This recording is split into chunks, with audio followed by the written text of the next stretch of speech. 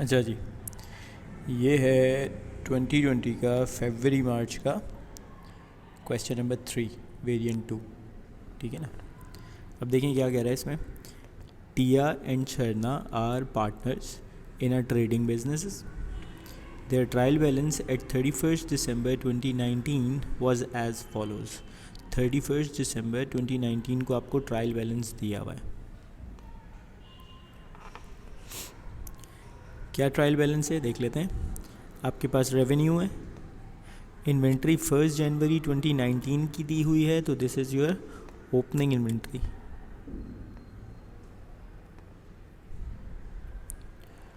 उसके बाद परचेजेस हैं, डिस्काउंट अलाउड भी दिया हुआ है। डिस्काउंट अलाउड को हम लोग एक्सपेंस में लिखते हैं। Discount received is your other income.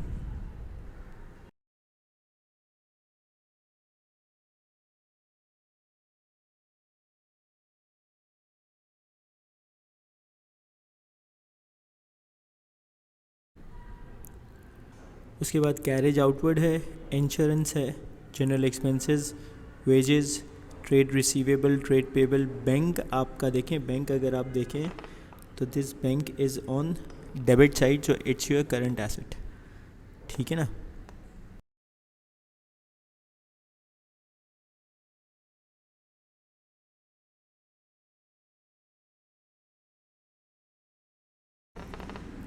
Premises at cost है, फर्नीचर है। फिर प्रोविज़न फॉर डेप्रिसिएशन सिर्फ फर्नीचर की 5600। कैपिटल अकाउंट टिया एंड शर्ना का दिया हुआ है। करंट अकाउंट दोनों के क्रेडिट साइड पे है, ये देखें क्रेडिट साइड पे। ठीक है, पॉजिटिव है, और दोनों की ड्राइंग्स दी हुई हैं। उसके बाद एडिशनल इन्फॉर्मेशन में inventory at 31st December 2019 was valued 5165, so this is your closing inventory.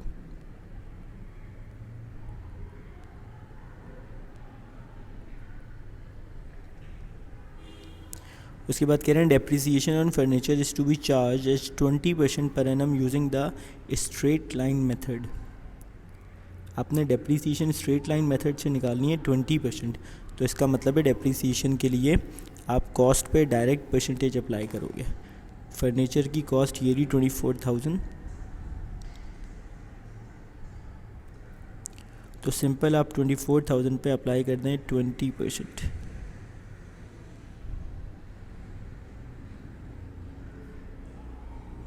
ये डेप्रिसिएशन आ गई आपकी फर्नीचर की। उसके बाद देखें, the insurance includes a payment of 2160, मतलब ये 2160 इस इंश्योरेंस में ऑलरेडी शामिल है। And this 2160 is for the 12 months, और ये 12 मंथ्स शुरू हो रहे हैं 1 जुलाई 2019 से 30 जून 2020 तक।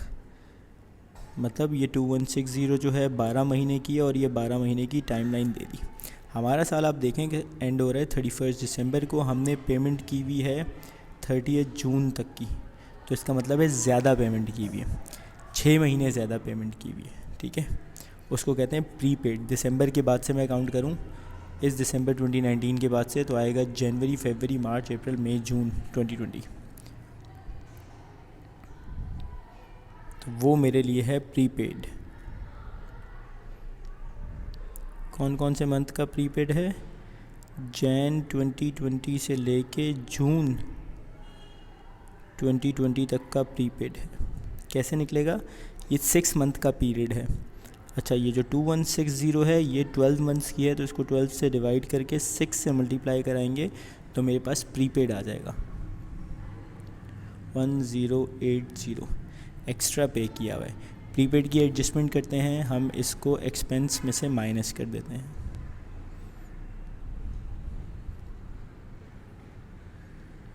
ये 7920 में से माइनस कर देंगे 1080।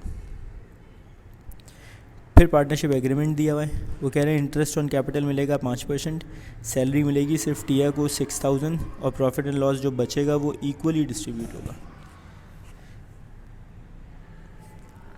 अब आपको पार्ट ए में उसकी इनकम स्टेटमेंट बनानी है।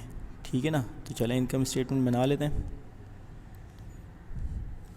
सबसे पहले हम लोग लिखेंगे रेवेन्यू 124,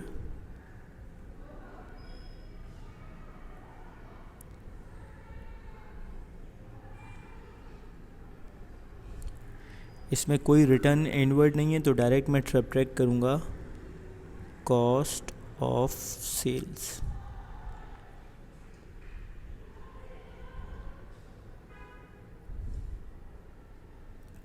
कॉस्ट ऑफ सेल्स में सबसे पहले ओपनिंग इन्वेंटरी 5390,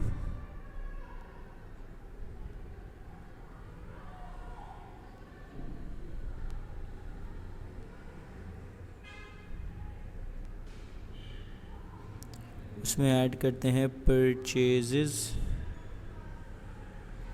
परचेजेस देखें कितने हैं, ये रहा 55440।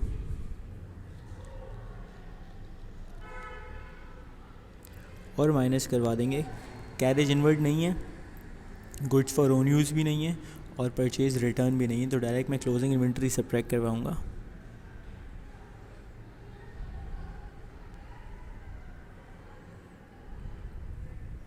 The amount of my closing inventory is 5165। जब इनको सॉल्व करेंगे तो आंसर यहाँ बाहर लिखेंगे, answer is 55665। This is my cost of sales. ये ऊपर सेल्स से क्या हो जाएगी, सब्ट्रैक्ट। जो आंसर आएगा उसको मैं कहूँगा ये है मेरा ग्रॉस प्रॉफिट 68335।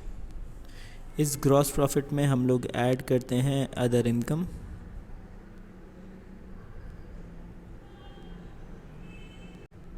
अब अदर इनकम देखें कौन कौन सी हैं। एक तो ये डिस्काउंट रिसीव्ड 1385,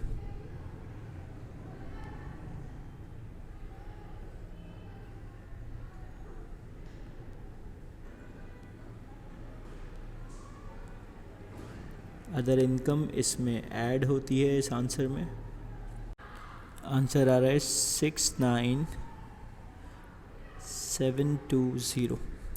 फिर उसके बाद आप सब्ट्रैक्ट करवाएंगे अपने एक्सपेंसेस। अब कौन कौन से एक्सपेंसेस हैं, सीक्वेंस से चलें। सबसे पहले आ गया आपका डिस्काउंट अलाउड 2400,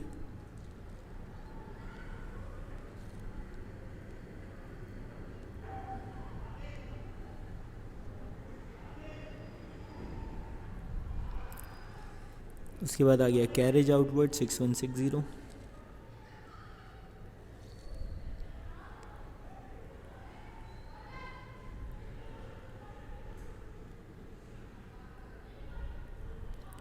कैरेज आउटवर्ड्स के बाद insurance in your expense,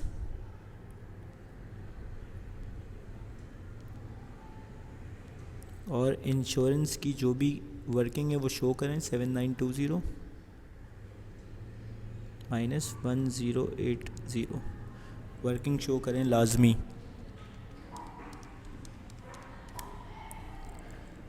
six 840। Then we have general expenses 8100,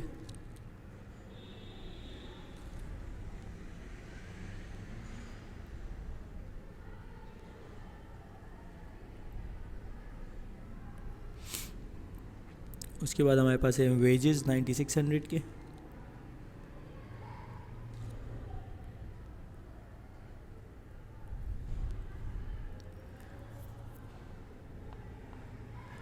उसके बाद देखें trade receivable, trade payable, bank premises, furniture, ये हमारे एक्सपेंसेस नहीं है। अब नेक्स्ट एक्सपेंस मेरा ये है डेप्रिसिएशन ऑफ फर्नीचर 4800,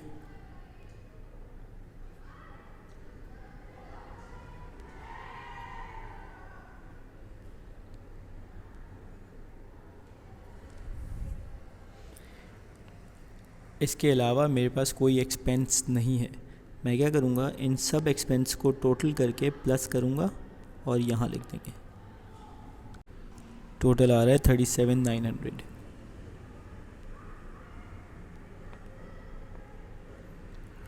उस टोटल को ऊपर वाले आंसर में से सब्ट्रैक्ट कर देंगे।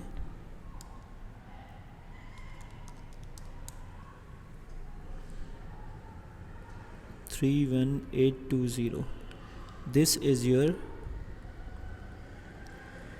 profit for the year. ठीक है, तो ये इनकम स्टेटमेंट आपकी कंप्लीट हो गई। अब इनकम स्टेटमेंट के बाद देखें, फ़ौरन बाद वो कह रहा है आपको कि आपने बनाना है पार्ट बी में एप्रोप्रिएशन अकाउंट। अब एप्रोप्रिएशन की इंफॉर्मेशन, एक तो प्रॉफिट आ गया, प्रॉफिट फॉर द ईयर, उसके बाद ये अदर इंफॉर्मेशन यहाँ से आएगी, पार्टनरशिप एग्रीमेंट। ठीक है, सबसे पहले आप लिखें प्रॉफिट फॉर द ईयर, जो आपका इनकम स्टेटमेंट का आया है।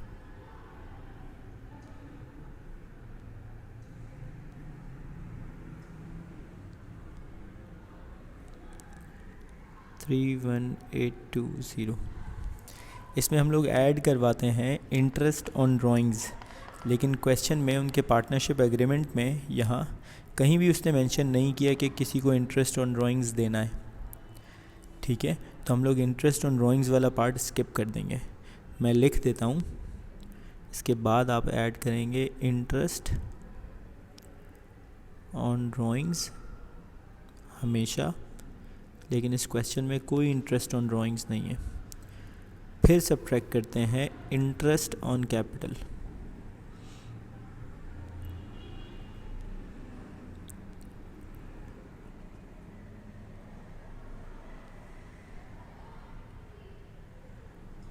दोनों पार्टनर का नाम लिख दें, टिया और सरना। दोनों के कैपिटल ढूंढ के लाएं, कितने हैं, एक का 80,000 है, एक का 40,000 है। तो आपने लिखा 80,000 और 40,000, और कितना इंटरेस्ट मिल रहा है कैपिटल पे, वो ये लिखा हुआ 0.4 के नीचे 5%। तो इनको मल्टीप्लाई कर दें 5% से।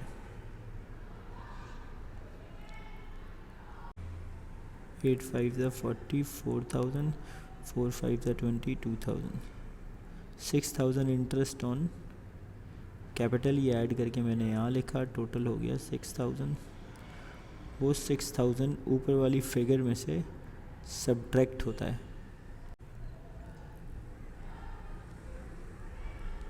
अब इसमें से माइनस होती है एक और चीज़, सैलरी टू पार्टनर।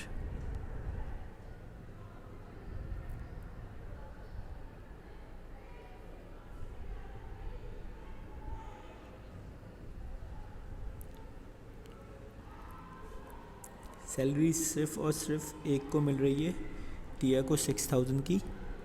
तो हम लिखेंगे टिया, इस पर कोई इंटरेस्ट नहीं है, पूरी की पूरी सैलरी एक साथ लिख देंगे। ये भी सैलरी का अमाउंट भी ऊपर वाली फिगर से सब्ट्रैक्ट होगा। ये आ गया आपका रेजिडुअल प्रॉफिट।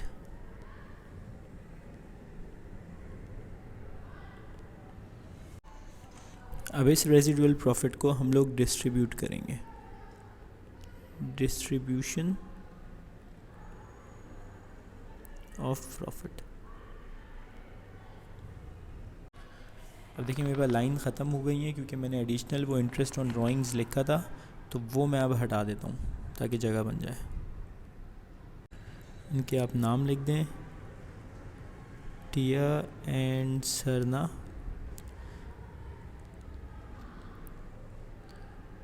$19,820।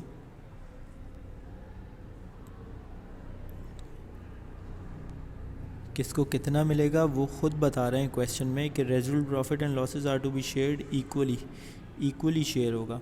तो अब इसका 50% निकाल लें आप, या हाफ कर दें।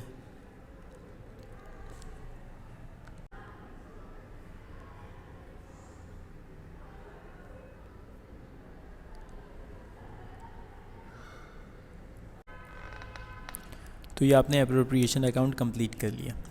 उसके बाद नेक्स्ट पार्ट में वो कह रहे हैं prepare the current account for Sarna for the year ended 31 December 2019, balance the account and bring down the balance. सिर्फ और सिर्फ सरना का करंट अकाउंट बनाना है आपने। ठीक है, अब सरना के करंट अकाउंट की इन्फॉर्मेशन आपको पीछे से मिलेगी। देखें उनके करंट अकाउंट के बैलेंसेस ये दो दिए हुए हैं, ये वाले।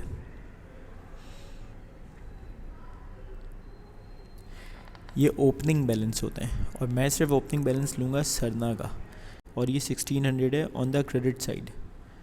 सही, तो इसको ओपनिंग बैलेंस में लिख दूँगा क्रेडिट साइड पे।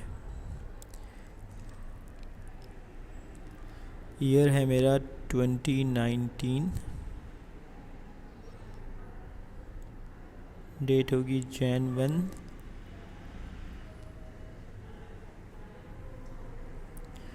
Balance BD 1600। अब इसका फॉर्मेट है और सारी इन्फॉर्मेशन अब बाकी जो है वो मैं last day of the year को लिखूँगा, विच इज़ December 31। क्या लिखते हैं? सबसे पहले डेबिट साइड पे ड्राइंग्स लिखते हैं, सिर्फ सरना की। हाँ, सरना की ड्राइंग्स आ गई आपके पास 17,000। और इसके अलावा आता है इंटरेस्ट ऑन ड्राइंग्स, वो इस क्वेश्चन में नहीं है तो उसको छोड़ दें। क्रेडिट साइड पे आता है interest on capital, appropriation account से पिक करेंगे। सरना का इंटरेस्ट ऑन कैपिटल था 2000। अगर सरना को सैलरी मिल रही होती तो वो भी लिखते हैं, सैलरी टिया को मिल रही है, सरना को नहीं मिल रही तो डैश। और प्रॉफिट शेयर,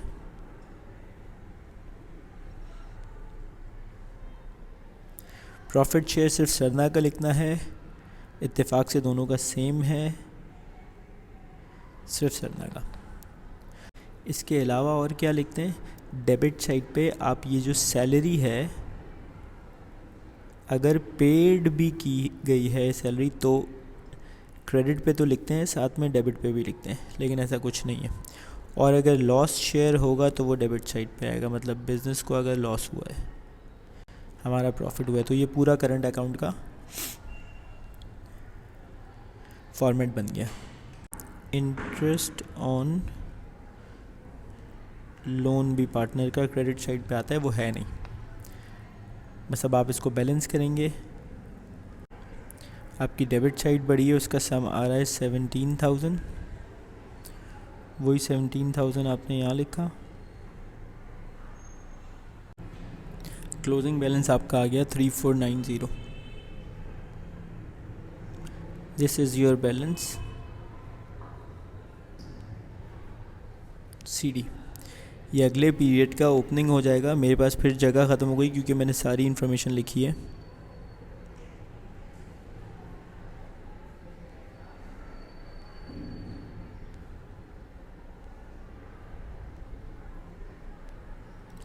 अच्छा, ये 3490 कैसे आया? मेरे पास डेबिट साइड बढ़ी थी तो उसका सम लिखा ये 17,000। इस 17,000 को एज इट इज़ यहाँ कॉपी किया और इसमें से 1600, 2000 और 9900 माइनस किया, तो जो डिफरेंस आया इस 3490। और इसको अगले पीरियड का यहाँ ओपनिंग बैलेंस लिख देंगे। अब उसके बाद देखें क्या कह रहा है। कह रहा है Tia and Sharna are considering transferring 7,000 from the business bank account to an interest bearing deposit account. वो अपने बैंक अकाउंट से 7,000 निकाल के ट्रांसफ़र करना चाह रहे हैं एक ऐसे अकाउंट में जहां उनको इंटरेस्ट मिलेगा उस पर डिपॉजिट कराने पे। आपने एडवाइस करना है उनको, द पार्टनर, वेदर और not they should make this transfer. Justify your answer by providing advantages and disadvantages. अब देखें एडवांटेजेस आप इसके क्या लिख सकते हैं।